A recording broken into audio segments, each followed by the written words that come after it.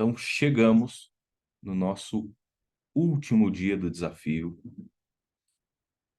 e vamos trabalhar aqui hoje nesse tema, né? Como superar a rejeição? Como vencer esse espírito de rejeição? Então, nós podemos entender aqui o espírito de rejeição como um dos recursos mais terríveis que o inimigo vai usando, porque no fundo, queridos, o que o inimigo quer fazer é que no final você acabe rejeitando a Deus. Então, você começa a rejeição aqui dentro, aí você começa a rejeitar os outros. Daí você começa a autorrejeição, aí você começa a trabalhar, não, o problema sou eu, né? E aí aquilo começa a crescer dentro de você, e aquela dor ela é tão forte que você sente medo de ser rejeitado em todas as situações. E no final, queridos, você vai achar que Deus está de marcação com você por causa do erro do outro, entende? Então, o espírito de rejeição é um dos recursos chave, uma das cartas coringas que o inimigo tem usado aí, né? Ele usa todos os recursos, experiências negativas, para nos fazer sentir rejeitados. Quando somos tomados pela rejeição, nos sentimos incapazes de receber ou dar amor. Receber amor de Deus de forma plena. Quando achamos difícil amar e confiar, o que nós queremos? Manter distância. Não queremos ficar perto. E aí a pergunta é: aquilo é uma verdade que essa pessoa está sentindo, pensando? Aquela questão de não se sentir amado por Deus. Então Deus deixou de amar? Deus mudou de opinião? Não, queridos. Tudo que foi colocado em nós foi um óculos de ilusão. O sentimento de indignidade. Todo mundo vai parecer fingido. Quando nós estamos debaixo dessa atmosfera, tudo que o outro faz para nós vai parecer fingido. Ah, hipócrita, é fingido, não é nada disso, não. Então, a gente acaba criando um repelente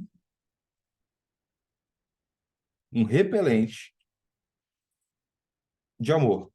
Então, a fé, a paz, a alegria, tudo isso, a gente fica imune a essas coisas. Sabe quando o corpo ele começa a ter alergia de tudo? Então, você toma leite, o corpo não aceita. Você vai vestir uma roupa, o corpo empola. Você vai comer uma outra coisa, tudo empola. Então, é exatamente essa a expressão que tem. Então, esses dias, queridos, vão ser dias que nós vamos colocar diante do Senhor todos esses sentimentos e essa porta, porque é uma porta de entrada para infiltração demoníaca. Então, nenhum outro problema de relacionamento traz tanta dor quanto ah, essa questão da rejeição. O espírito de rejeição pode ser encontrado em quase todos os romances ou dramas, e ele tem raízes profundas na essência do nosso ser. Introduzido lá no Jardim do Éden, até hoje, esse sentimento continua a deixar uma marca indelével em cada um de nós. Ninguém está livre dos efeitos da rejeição. Somente Jesus pode nos livrar das suas consequências mortais. Então, todos nós já nos sentimos rejeitados de alguma forma, mais profunda do que outros. Ser molestado sexualmente por um membro da família, por exemplo, pode causar um sentimento de rejeição tão profundo que o sofrimento que esse sentimento causa é mais intenso do que a dor de ser queimado com fogo. Olha que coisa terrível, né? do que ser queimado com fogo. Além disso, o inimigo de nossas almas usa toda experiência negativa para nos fazer internalizar o sentimento de rejeição. E aí, mais à frente, nós vamos entender por que que o diabo usa essa, essa coisa contra os filhos de Deus. Qualquer tipo de rejeição é dolorosa. Existem pessoas que carregam, até na sua vida adulta, um forte sentimento de rejeição causado muitas vezes por uma infeliz intervenção de um professor na escola do ensino fundamental, uma criança que ouve dizer: "Você é estúpido, eu queria que você nunca tivesse nascido", pode ter afetado toda a sua vida.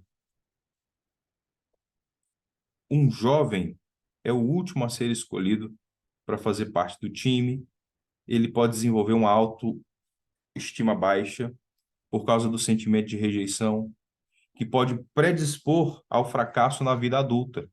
Essas pequenas rejeições, elas vão se acumulando, acumulando, acumulando, e no decorrer do tempo, tornam-se uma onda gigante que carrega tudo que encontra pelo caminho.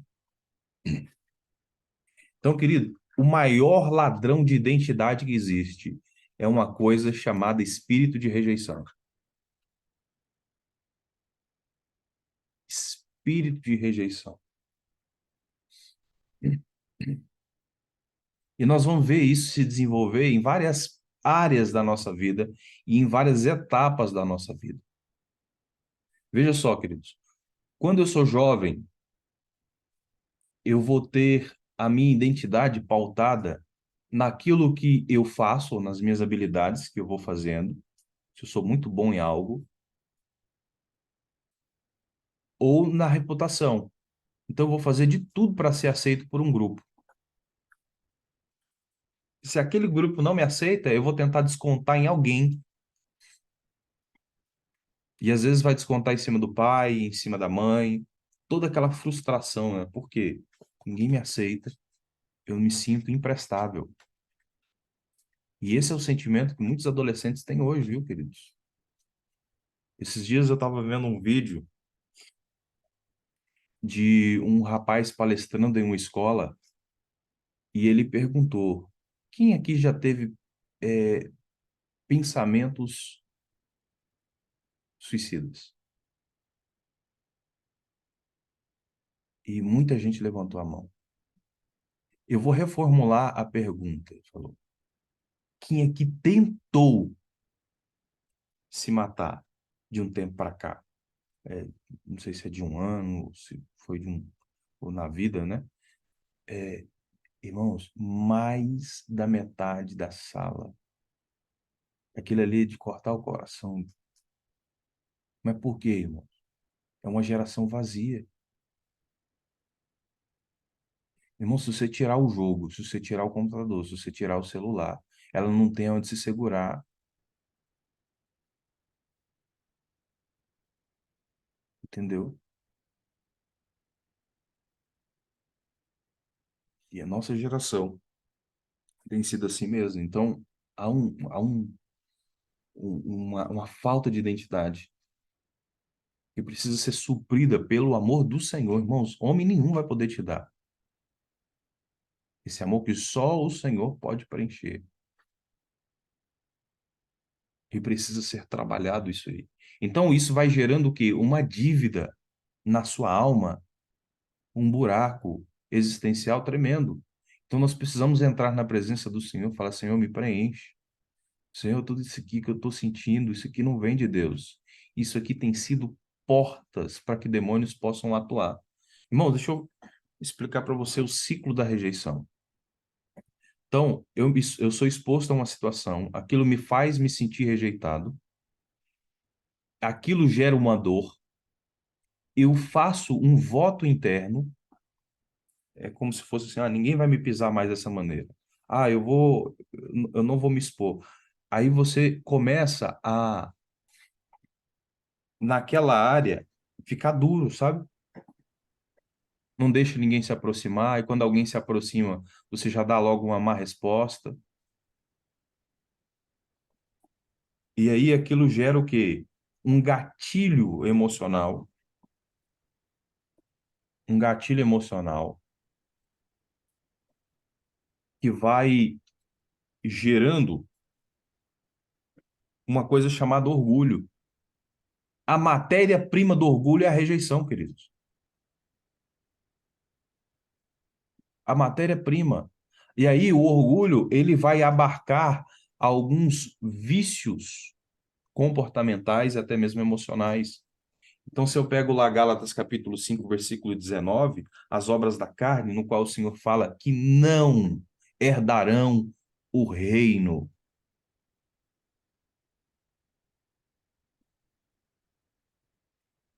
Está pautada no orgulho, 100%. Você só vai fluir na idolatria se você tentar criar um Deus. Esse Deus aqui não serve, eu quero um Deus que eu mesmo posso criar. Idolatria. Feitiçaria. A forma como Deus responde não tá boa. Eu vou tentar outros métodos, né? E aí você começa a ficar obstinado. Irmão, você parou para pensar que quando Deus falou não para Balaão a primeira vez, ele insistiu. Ele insistiu e sabe o que aconteceu? Na segunda vez, Deus falou sim. Deus falou sim, mas quer ir, vai. Mas a morte estava esperando ele lá na frente. Você parou para pensar que às vezes a nossa teimosia ela pode nos custar caro? Então, o espírito de rejeição, queridos, ele vai nos fazer o quê? Teimosos, obstinados, orgulhosos. E aí o orgulho, irmãos, a soberba, ela tende a fluir para o lado da soberba. Acumular, acumular, acumular. E a soberba precede a queda.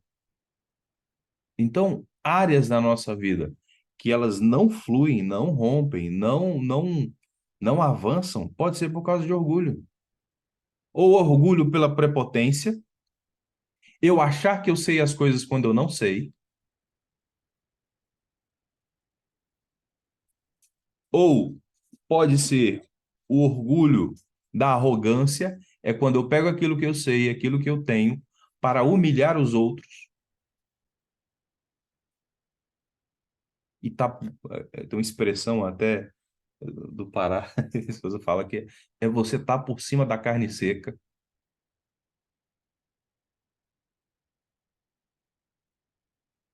entendeu?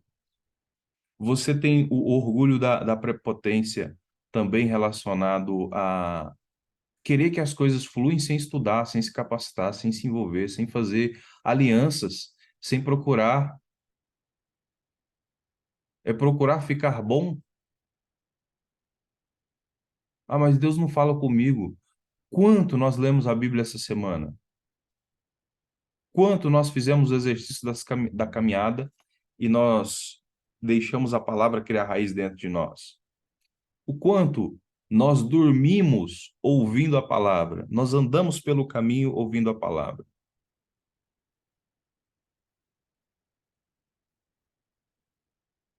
Ou, queridos, quando nós nos deixamos ser enredados pelo medo, aí vira uma covardia, não é? O que é um covarde?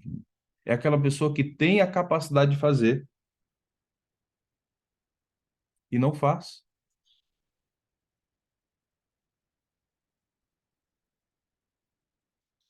Então, o Senhor quer tirar toda essa água ruim de dentro de nós, queridos. O Senhor quer fechar essas rachaduras da nossa alma, porque o maior alvo do espírito de rejeição é infiltrar o espírito de orgulho. E isso vai gerar uma porção de coisas e abrir portas para um monte de outras coisas. Então, não ignore a potência terrível do espírito de rejeição. Então, a rejeição é o ato de manter a distância ou descartar alguém ou algo. Isso implica na negativa de acreditar valor a algo ou alguém, exatamente como sentimos quando somos rejeitados. Começamos a achar que não temos nenhum valor à medida que experimentamos um opressivo sentimento de indignidade. A rejeição também é o ato de negar o amor. Essa talvez seja a definição mais importante de todas. Em consequência disso, na mesma proporção que internalizamos a rejeição, sentimos uma correspondente inabilidade de dar ou receber amor. Então, ela castra a sua capacidade de dar ou receber amor. Quando internalizamos o espírito de rejeição, ou seja, você chama para dentro, e queridos, é a mesma coisa de você falar assim: vem para cá, chega mais. Entende? Não é um negócio assim, eu tô na rua ali, eu tropeço no paralelepípedo, tá, o espírito de rejeição entrou dentro de mim. Não, irmãos. Ele é abarcado, ele tá perto, trazendo o quê? Tentação, não é? E aí ele começa a jogar, cara, eu tô aqui perto, chega aí. Esse sentimento aqui, ó, tão bom, e vai te enredando, vai te enredando. Quando é fé, ele pula para dentro. Aí, meu irmão, a coisa é terrível, né? Ahn, aceitamos. Quando internalizamos o espírito de rejeição, temos a dificuldade para receber o amor de Deus de forma plena. Aceitamos seu amor intelectualmente, ou seja, você começa a racionalizar o amor. E isso é verdadeiro. Quando a outra pessoa tenta expressar amor por nós, dependendo do nosso grau de rejeição, também rejeitamos o afeto do Senhor. O sentimento de indignidade faz com que qualquer tentativa de demonstrar afeto pareça irreal. E assim, evitamos intimidade com o outro. Enquanto acharmos difícil amar e confiar, manteremos uma polida distância. Então é muito sutil, né? Em paralelo a isso, também achamos difícil expressar ou receber amor de Deus, que temos dificuldade de confiar nas pessoas. A adoração torna-se um esforço quase impossível de intimidade com Deus.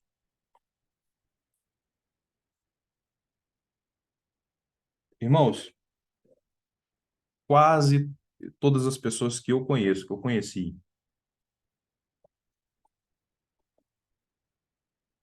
e resolveram sair de uma igreja por causa de ferida, irmãos, fatalmente foram correndo de um lado, correndo de outro, até que se desviaram. Eu mesmo, querido, já passei por uma situação que eu estava dentro desse sentimento de rejeição e de incompletude tão terrível, que eu já tive, queria nem receber mais as pessoas. Os crentes vinham na minha casa, eu falei, não, não. Até que vieram parar na minha porta, irmão. De manhãzinha, antes de eu sair. Me fecharam ali. Eu falei, não tem pra onde correr. Ele falou, o que que tá acontecendo? Eu falei, cara, eu tô assim, não tô bem e tal. Até que eu fui trabalhado nisso. O Senhor foi movendo, né? Mas não é fácil, queridos. Fácil. Então, esse espírito de rejeição, irmãos, ele é uma teia de aranha. Que ele tenta te pegar ali e sugar tudo que você tem. Entendeu? Duas, uma. Ou ele vai te fazer muito agitado e te fazer brigar por tudo, ou ele vai te fazer isolado, sem querer se envolver com nada. Irmãos, nós vamos nos sentir tristes às vezes. Existe uma tristeza segundo Deus que produz arrependimento e mudança de postura. Mas existe uma tristeza que ela vem para consumir a gente. Então, é, essa é uma teia de aranha. Você pode pensar que o fato que os efeitos da rejeição nos acompanharem há tanto tempo estará destinado a sofrer com eles o resto da vida. Tenha esperança, eu quero te dizer, tenha esperança. Tenha esperança, queridos. O nome de Jesus pode libertá-lo dessa terrível armadilha da rejeição. E aí, em Lucas capítulo 10, versículo 19, ele diz: Eu lhes dei autoridade para pisardes em cobras e escorpiões, serpentes e escorpiões, Então, a palavra pisar ali é literalmente esmagar. Então, eu quero te convidar hoje a esmagar os sintomas da rejeição, a colocar todo esse lixo para fora, porque no final, queridos, o objetivo da rejeição é te separar de Deus e é te separar das pessoas. Irmãos, qual é o papel de um demônio? Separar pessoas e separar pessoas de Deus. É ou não é?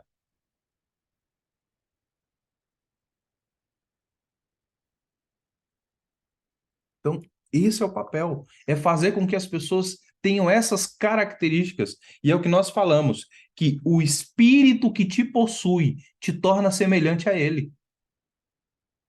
Então, se é o Espírito Santo de Deus, aonde há liberdade, você vai se tornar parecido com Jesus.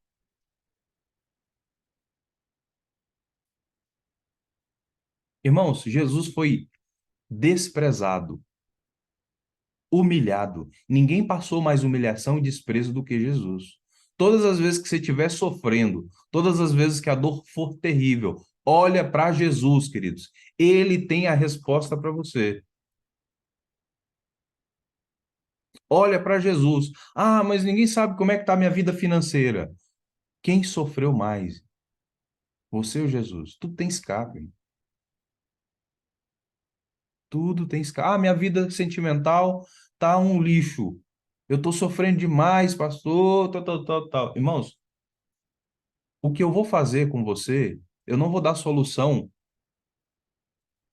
para a dor da sua alma, a não ser te levar para Jesus. Foi, cara, olha, vamos orar? Vamos, tamo junto, vamos lá. Olha, pega isso aqui, começa a declarar isso. Porque às vezes, queridos, nós queremos desabafar, nós queremos expressar algo que está dentro da nossa alma, mas sabe, queridos, o maior desabafo é aquele quando você fecha a porta, você coloca os seus joelhos no chão e você só sai de lá quando isso estiver resolvido. Então, por exemplo, eu estou com uma dor terrível, eu preciso perdoar. Senhor, eu só saio daqui quando eu conseguir liberar perdão. Aí você começa a orar, começa a declarar. Senhor, eu não consigo, mas eu quero. Então, eu coloco esse sentimento diante da tua presença. Senhor, olha, fulano fez isso comigo. Eu me senti assim. Isso foi terrível. Isso trouxe um negócio terrível para dentro da minha alma. Mas eu quero deixar aqui. Irmãos, e depois que você resolveu isso, aí você vai conversar com a pessoa. Fala, cara, olha, seguinte, aconteceu isso, assim, assado. Eu me senti assim, mas eu quero dizer, já não existe mais nada disso dentro do meu coração. Eu quero liberar a sua vida, entendeu? E aí você cria ali só uma.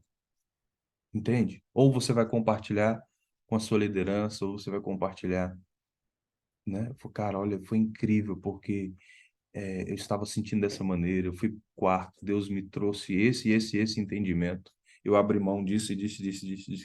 Aí vocês só oram juntos e o Senhor derrama algo ali, né? Liga algo ali. Então é incrível. Então, queridos, vamos lá. Continuando ainda. O propósito do diabo e o propósito de Deus. Jesus revelou o propósito e o objetivo do diabo com essas palavras: o ladrão vem apenas para roubar, matar e destruir. Eu vim para que tenham vida e vida plenamente. Primeiro, Satanás veio roubar. A palavra roubar, ela vem do grego, vem de klepto, na qual deriva a palavra em português kleptomania. A forma de agir do inimigo é pelo furto. Ele pega sem que ninguém veja, até que seja demasiado para fazer alguma coisa, seja tarde demais para fazer alguma coisa. E o que que ele quer roubar? A nossa fé, a nossa paz, a nossa alegria e a nossa libertação em Cristo.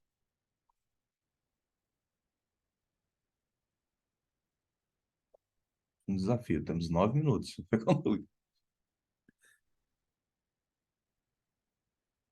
Então, a nossa fé, a nossa paz, a nossa alegria, a nossa libertação em Cristo. Segundo, Satanás veio para matar. Nesse versículo, a palavra usada para matar refere-se a sacrifício. A intenção de Satanás é nos fazer pensar que não temos valor na nossa vida e que a nossa vida não tem finalidade. Então, a palavra matar ali é literalmente, é matar para um sacrifício. Então, alguém vai se satisfazer daquele sentimento de dor, entende? Terceiro, Satanás veio para destruir. A palavra destruir quer dizer arruinar. O nosso inimigo quer que no fim a nossa vida olhemos para trás e a gente veja um monte de entulho. Jesus, por sua vez, veio nos trazer vida e vida plena. Ao invés de remover, ele adiciona. Ao invés de nos sacrificar por coisas inúteis, vivemos a nossa vida com um propósito, o destino que o Senhor preparou para nós.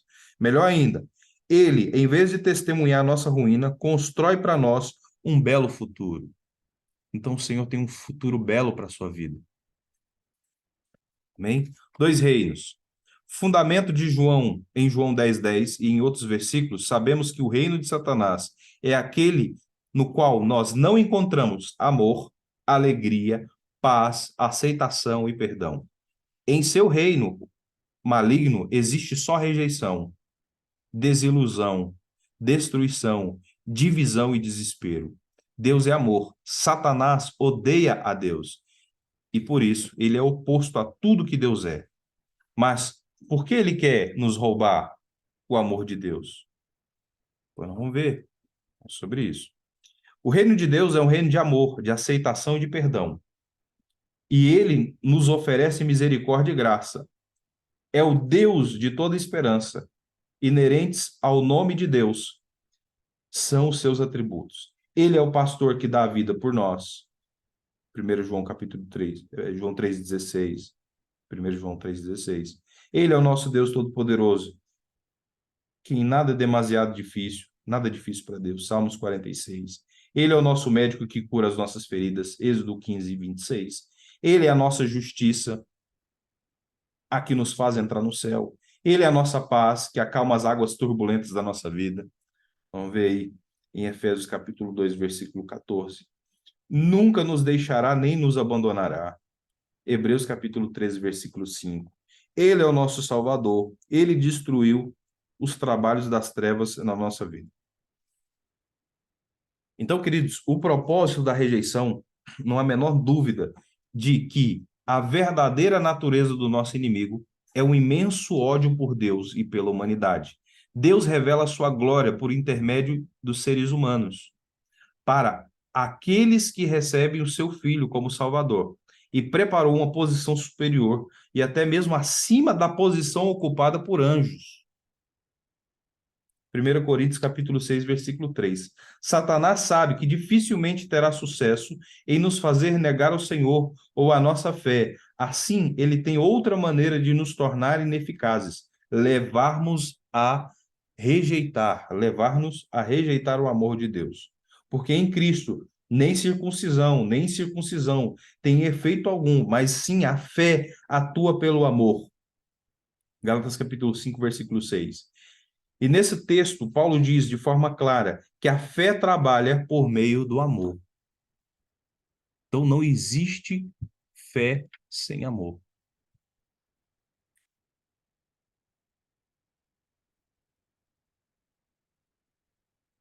Não existe fé sem amor.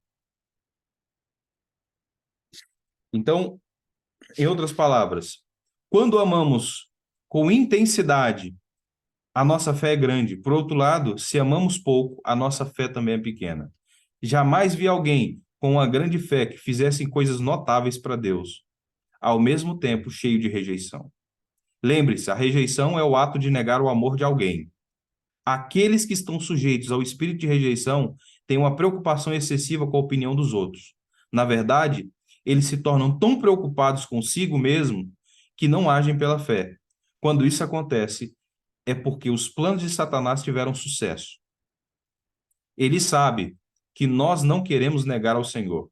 Então ele trabalha em segredo, como um cleptomaníaco. como alguém que rouba a identidade. E aos poucos, o amor por Deus ia enchendo de rejeição a Deus.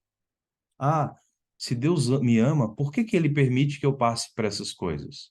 Se Deus me ama, irmãos, independente se as coisas deram certo ou não na sua vida, isso não pode afetar o seu amor por Deus. Porque os apóstolos, irmãos, eles apanharam pelo evangelho, viu? Eles passaram necessidade por causa do evangelho. Jesus passou coisas terríveis por causa do evangelho. A pergunta é: você é melhor? Eu e você somos melhores, querido? Então, graças a Deus, porque temos esse privilégio, não é? De vivermos por Cristo, de morrermos por Cristo e até mesmo de sofrer por Cristo. Se nós morremos com Ele também ressuscitamos. Amém? Então, assim,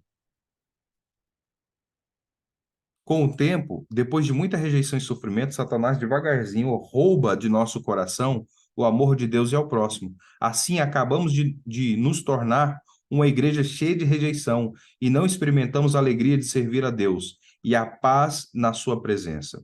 As rupturas e as divisões no corpo de Cristo decorrem disso.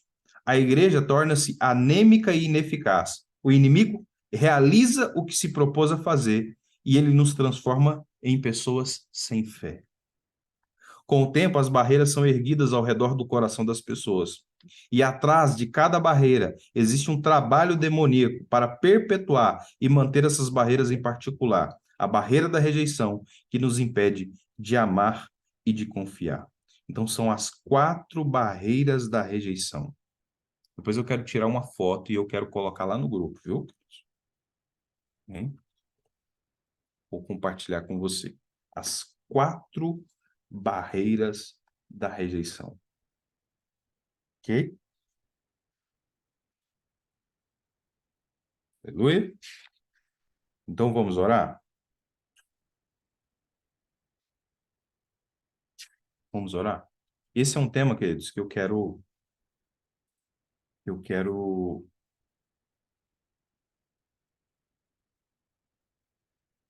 falar mais depois, tá? Inclusive, dentro da Escola Impulso, nós vamos falar bastante sobre algumas características. Até segunda-feira eu quero estar falando sobre identidade. Vamos fazer um estudo sistemático e profundo sobre o mínimo que você precisa saber sobre identidade, propósito e destino. Amém?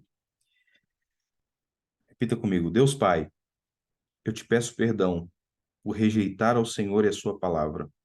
Me perdoa, Senhor, por não acreditar que o Senhor me ama e me aceita.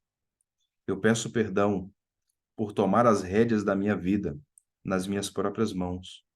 Me perdoa, Senhor, pelo meu orgulho, teimosia, vontade própria e rebelião. Eu renuncio a toda resistência a Deus e ao Espírito Santo. Eu me recuso a aceitar por mais tempo a influência negativa do espírito de rejeição na minha vida. Eu quebro toda palavra e todos os acordos que eu fiz com o espírito de rejeição, rejeitando a Deus.